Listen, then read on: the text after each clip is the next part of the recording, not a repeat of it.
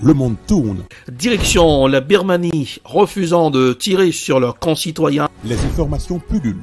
Tout de suite, voici les informations. C'est le moment d'ouvrir la page internationale avec Erlichi Dorelas depuis Boston, Massachusetts.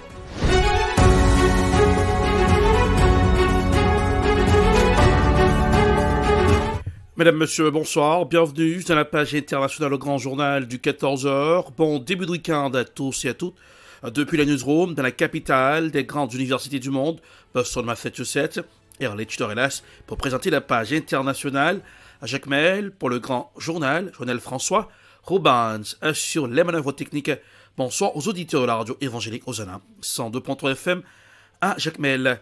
Les services d'urgence russes soupçonnent qu'un acte criminel soit à l'origine d'un vaste incendie qui a démarré dans la nuit de jeudi à vendredi dans un centre commercial de la banlieue de Moscou, faisant un mort selon les médias russes. Voici un reportage signé Euronews. Les pompiers russes face à un immense incendie aux portes de Moscou. Le feu a démarré dans la nuit de jeudi à vendredi dans le centre commercial Mega Kimki au nord de la capitale russe. Il se trouve à 7 km de l'aéroport international de Sheremetyevo. Le sinistre s'étend sur 7000 m². Selon les médias, une personne est décédée. Les services d'urgence russes ont déjà évoqué une piste criminelle pour expliquer l'origine de l'incendie. L'Iran a exécuté ce jeudi matin un homme accusé d'avoir blessé un paramilitaire après avoir bloqué la circulation sur une avenue de Téhéran lors des troubles qui secouent depuis près de 3 mois le pays. Selon Mizan Online, l'agence du pouvoir judiciaire, voici un reportage signé I24 News. L'Iran a exécuté le premier prisonnier condamné pour un crime présumé lié aux manifestations en cours ce jeudi. Mohsen Shekhari était accusé d'avoir blessé un paramilitaire après avoir bloqué la circulation sur une avenue de Téhéran fin septembre dernier lors des troubles qui secouent depuis près de 3 mois le pays. Au total, 11 personnes risquent le même sort pour leur participation aux manifestations. Malgré cette répression, des milliers d'arrestations et plus de 300 morts, les manifestations contre le régime iranien se poursuivent. Mercredi, les protestataires ont rempli les campus universitaires.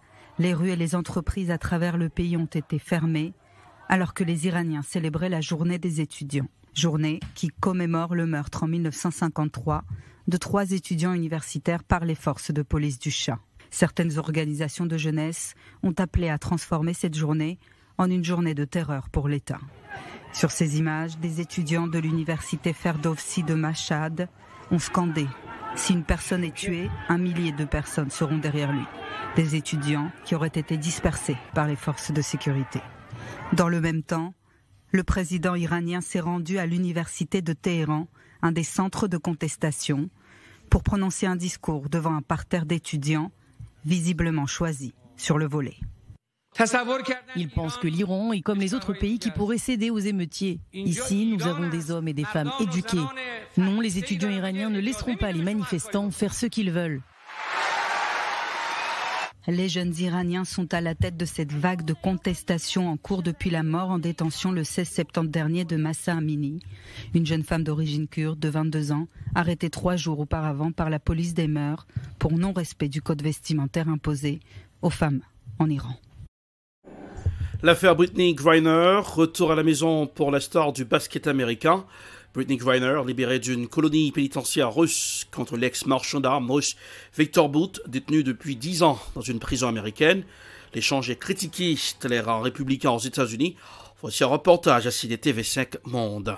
Séquence digne d'un film d'espionnage dont les images sont fournies par la Russie. Acte 1, Brittney Griner, la championne de basket, libérée de sa prison russe après 10 mois de détention. Une sortie officialisée par la signature de ses documents, puis ses premiers mots dans l'avion qui l'emmène à Abu Dhabi. Comment te sens-tu ? Je suis heureuse. Es-tu prête à prendre l'avion ? Oui, je suis prête. Sais-tu où tu vas ? Non. Tu rentres chez toi ? Aux USA ? Oui. Ok. Tout ira bien. Acte 2, image furtive d'un échange en terrain neutre contre Viktor Bout, l'un des plus grands trafiquants d'armes au monde, entre les mains de la justice américaine depuis 11 ans. Celui que l'on surnomme le marchand de la mort ne purgera donc pas l'intégralité de sa peine de 25 ans de prison aux États-Unis. Son retour en Russie est suivi pas à pas par les chaînes de télévision russes. Eh bien, je suis rentré, c'est l'essentiel maintenant. Nous vous souhaitons la bienvenue en Russie. Comment avez-vous appris que vous alliez être renvoyé dans votre pays ? Au milieu de la nuit, ils m'ont réveillé et m'ont dit « rassemblez vos affaires ». Et c'était tout, pas d'autres informations. Il accusera par la suite, dans une autre interview, l'Occident de vouloir détruire et diviser la Russie. Acte 3, quelques instants plus tard, la championne américaine atterrit à San Antonio, aux États-Unis, où elle doit être prise en charge dans un hôpital militaire spécialisé dans le traitement des personnes ayant subi des tortures et autres traumatismes. Le président russe Vladimir Poutine a répondu aux questions de la presse sur des sujets variés à l'issue d'une réunion du Conseil économique suprême eurasiatique ce 9 décembre à Binchek, au Kazakhstan. Plus d'informations avec notre envoyé spécial de RT à Bichkek, Antoine Clairaut. Écoutons les comptes rendus. 5 chefs d'État de cette Union économique eurasiatique se sont exprimés tour à tour à l'occasion d'une réunion au format élargi sur le bilan de l'année écoulée, mais aussi sur les pistes de développement futur. En compagnie des dirigeants biélorusses, arméniens, kazakhs et kirghizes, Vladimir Poutine est revenu sur le travail déjà effectué, mais a également insisté sur les perspectives de développement offertes par l'accès à une énergie peu chère. Je tiens à remarquer que les tarifs pour les ressources énergétiques dans les pays de l'UE diffèrent d'une façon significative par rapport aux tarifs de nos voisins à l'Occident. Par exemple, pour le gaz, le prix du gaz dans les pays de l'Union eurasiatique fait de 10 fois moins, même plus, il ne s'agit pas de quelques pourcents, de 10 fois moins le prix du gaz ici est inférieur, ce qui crée des conditions nécessaires pour le développement économique de notre zone. Une déclaration à mettre en parallèle avec la volonté du Kremlin de mettre en place une union gazière avec le Kazakhstan et l'Ouzbékistan. L'objectif, créer un marché commun, mais aussi offrir de nouveaux débouchés à l'export vers l'Asie. Dans le cadre de l'Union économique eurasiatique, Vladimir Poutine voit également des opportunités de tirer parti d'une énergie bon marché, véritable avantage compétitif pour les entreprises et plus particulièrement pour les entreprises du secteur industriel. Tout ceci est à mettre en perspective avec la désindustrialisation de l'Europe occidentale, phénomène qui n'est pas nouveau certes, mais qui tend à s'intensifier en raison de la hausse des prix de l'énergie. Elle-même conséquence des décisions de l'Union européenne de rompre ses liens avec son fournisseur russe. Un petit mot de sport avant de clore cette page internationale pour les fans du ballon rond. Emmanuel Petit a si vraiment taclé le Brésil après son élimination. Choc face à la Croatie en quart de finale de la Coupe du Monde 2022. Écoute un extrait sur RMC Sport. Je tiens à féliciter les Croates parce que même s'ils n'ont pas beaucoup proposé sur le plan offensif, quand il fallait sortir, ils l'ont fait quand ils étaient menés au score. Et derrière, surtout, ils ont proposé un schéma tactique qui a été très très dur pour les Brésiliens justement à contourner ou même à percer. Donc félicitations à eux. Mais surtout, j'ai presque envie de dire aux Brésiliens, mais c'est bien fait pour vous, quoi. Mais c'est vrai, quoi.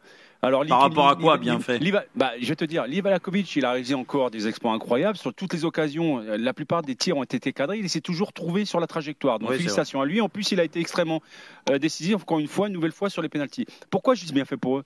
Les gars, tes quarts de finale, tu mènes à 3 minutes de la fin dans le temps dans additionnel. Oh, 120 minutes de jouer. Tu as la 117e minute. Ça fait déjà plus d'une heure que tu essaies de marquer un but. Tu n'arrives pas, tu butes sur le gardien. Tu arrives à marquer le but. Il reste 3 minutes. Qu'est-ce que tu vas perdre un ballon à 10-15 mètres de la surface des Croates en sachant que derrière, tu es complètement déstabilisé sur le plan tactique. Mais les gars, c'est une faute professionnelle énorme. À ce niveau-là, non, mais on bétonne, les gars. On bétonne. Il reste 3 minutes, on bétonne. Tristesse et désolation chez les fans du Brésil. C'est la fin de la page internationale pour aujourd'hui. La production SID Prod. Réalisation en Télébeltop pour le camp de la radio évangélique Osana 102.3 FM à Jacmel. Pour présenter la page internationale, Erlich Dorela sur Boston, la capitale des grandes universités du monde. Couleur du temps pour aujourd'hui, Boston, il y a du soleil, 46 degrés Fahrenheit. 8 degrés Celsius. Jacmel, 84 degrés Fahrenheit, 29 degrés Celsius.